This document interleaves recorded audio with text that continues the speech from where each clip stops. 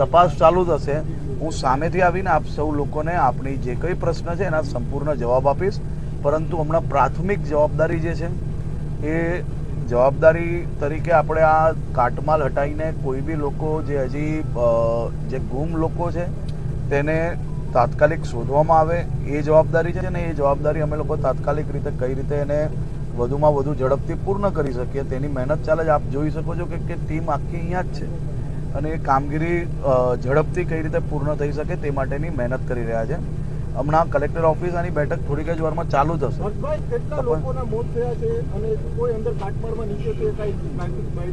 જો સંપૂર્ણ જે માહિતી જેટલા લોકોની ગુમ થયેલીની માહિતી છે એમાં એક જણનું હજી નથી મળતા એ રીતની માહિતી આવી છે.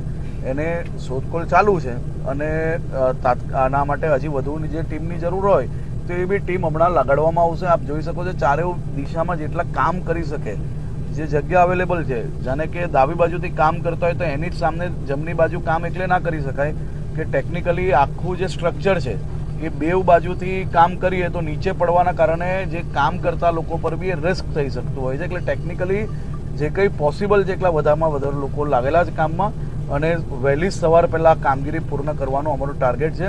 અને સાથે સાથે તપાસ અને જેટલા ડિપાર્ટમેન્ટ આની પરમિશનમાં લાગે છે તમામ લોકોને સૂચના આપવામાં આવેલી છે કે મુખ્ય અધિકારીથી લઈને નીચે તકના કોઈ બી લોકોએ ઘરે નથી જવાનું. સંપૂર્ણ કાગળ અને ફાઇલ લઈને 3 વાગ્યા પહેલાં કલેક્ટર કચેરી બધા જ લોકોએ હાજર રહેવાનું છે.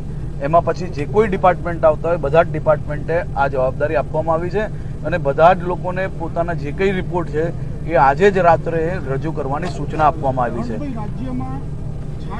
ઘટના બનતી હોય છે, અમદાવાદની શ્રેય હોસ્પિટલ છે, આરોપીઓ તાત્કાલિક ધોરણે જામીન ઉપર છોડી જતા હોય છે, એસઆઈટીની રચના થાય છે, પરંતુ ના, તમારી માહિતી એટલા માટે ખોટી છે કે હરણીની જે ઘટના છે એમાં બી મુખ્ય જે આરોપીઓ છે એ આરોપીને ગુજરાત પોલીસે તાત્કાલિક પકડીને આજે 6 એ આરોપી જે મુખ્ય છે એ લોકો જેલમાં જ છે.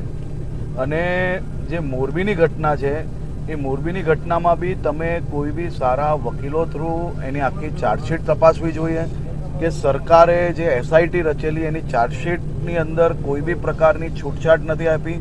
અને મોરબી ઘટનાની અંદર બી જે આરોપી છે એ આરોપી પર આઈપીસી કલમ 304, 308, 326, 337, 338, 114 આ બધી જ ઘટનાઓ આ બધી જ કલમો લગાડવામાં આવેલી હતી.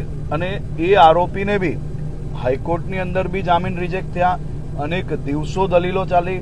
આ દલીલ બધી ઓનલાઈન બી ઉપલબ્ધ છે. મારી આપને વિનંતી છે કે કાયદાની અંદર જેટલી બી પરવાનગીઓ કે જેટલા કલમો જે આપણી પાસે અવેલેબલ છે એ બધી જ વસ્તુ કર્યા પછી બી સુપ્રીમ કોર્ટથી જો એ આરોપીને જામીન મળે અને એ જામીનની સામે બી સરકારના વકીલ એસઆઈટી એને લડવાનું ક્યાંય નથી ચૂક્યા.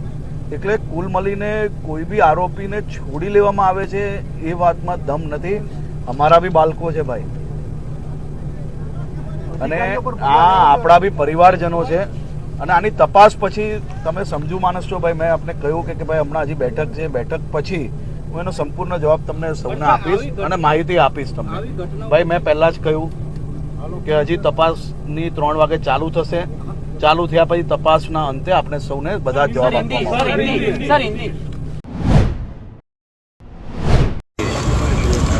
છેલ્લા ઘણા વર્ષોથી આપણે જોઈએ છીએ એક પછી એક બેદરકારીની ઘટનાઓ સામે આવી રહી છે અને અવારનવાર વારંવાર આવી ઘટનાઓ બને છે જેની અંદર મોટી સંખ્યામાં નિર્દોષ લોકોનો જીવ જાય છે.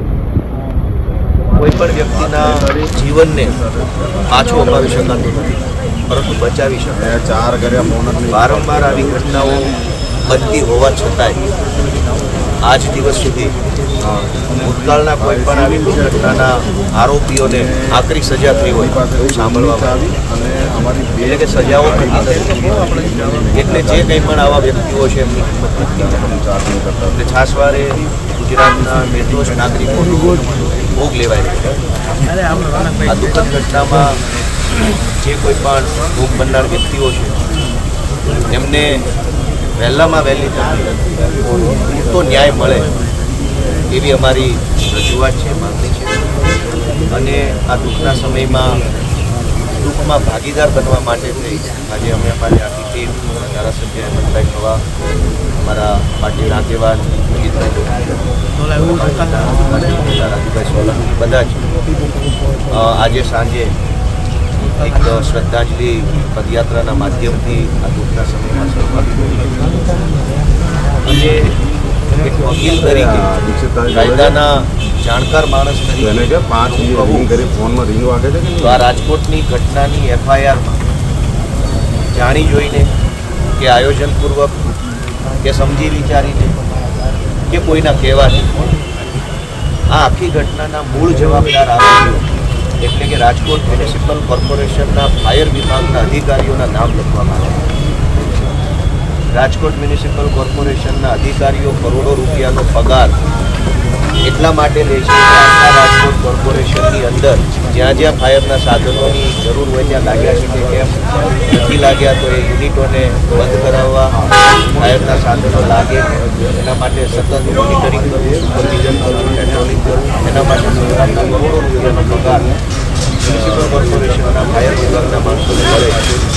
4 વર્ષથી આવું ભયજનક ગેમઝોન ચાલતી હોવા છતાં ફાયર વિભાગના અધિકારીઓના ધ્યાનમાં ન આવ્યું હોય એવું બની શકે નહીં. તો રજૂઆત એટલી જ છે કે જો આવી જ રીતે ગુનેગારોને બચાવી લેવામાં આવશે તો ઘટનાઓ ક્યારે અટકશે નહીં. મેં આખી એફઆઈઆર વાંચી, વકીલ તરીકે મેં જોયું, કલમો વાંચી, કન્ટેન્ટ વાંચ્યું, તો મારા ધ્યાનમાં આવ્યું કે મુખ્ય ગુનેગારોના નામ લખવામાં નથી આવ્યા. જો આવી જ રીતે બચાવી લેવામાં આવશે ગુનેગારોને તો ક્યારે આ દુર્ઘટનાઓ બનતી બંધ થશે. દરેક ગુનેગારને સેફ પેસેજ તાત્કાલિક મળી જાય છે. આપણે એ જાણીએ છીએ કે કોઈ પણ સરકારી વ્યક્તિ પોતાની ફરજ ન નિભાવે તો એ પણ એક ગુનો છે કાયદા પ્રમાણે. ફાયર વિભાગે પોતાની ફરજ નથી બજાવી. આ યુનિટને 4 વર્ષ પહેલાં સીલ મારી દેવાની જરૂર હતી, સીલ નથી મારી. તો નહીં મારનાર અધિકારી પણ ગુનેગાર છે, છતાં એનું નામ આજે એફઆઈઆરમાં નથી. એ સ્પષ્ટ બતાવે છે કે ગુનેગારોને છાવરવાનું એફઆઈઆર લખાઈ આ ચાલુ થઈ ગયું. ખૂબ જ દુઃખનો વિષય છે. આવી ઘટનાઓમાં કમસે કમ ગુનેગારોને કોઈ છાવરવા જોઈએ. અમારી રજૂઆત છે અને રજૂઆત ત્યાં રૂબરૂમાં પણ કરી અને ન્યાય મળે તેના માટે જે કાંઈ સંઘર્ષ કરવો પડે એ સંઘર્ષમાં